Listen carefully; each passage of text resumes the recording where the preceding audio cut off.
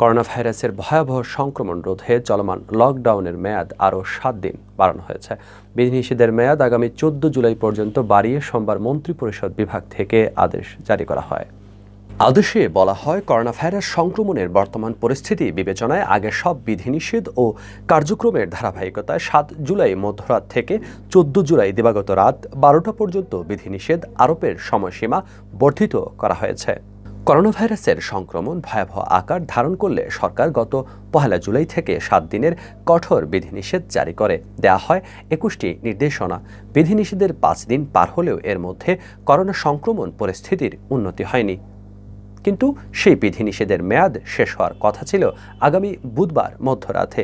এর মধ্যে বিধিনিষেধ আরও ১ সপ্তাহ বাড়ানোর সুপারিশ করেছে কোভিড-১৯ সংক্রান্ত জাতীয় কারিগরি পরামর্শক কমিটি।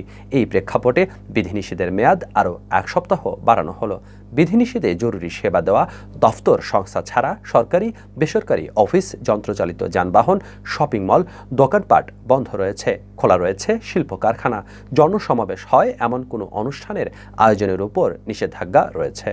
বিধিনিষেধ বাস্তবায়নে অন্যান্য আইনশৃঙ্খলা রক্ষাকারী বাহিনীর সঙ্গে মাঠে রয়েছে সেনাবাহিনী। বিধিনিষেধ ভেঙে বাইরে বের হওয়া ব্যক্তিদের প্রতিদিনই ভ্রাম্যমাণ আদালতের মাধ্যমে শাস্তি দেওয়া হচ্ছে।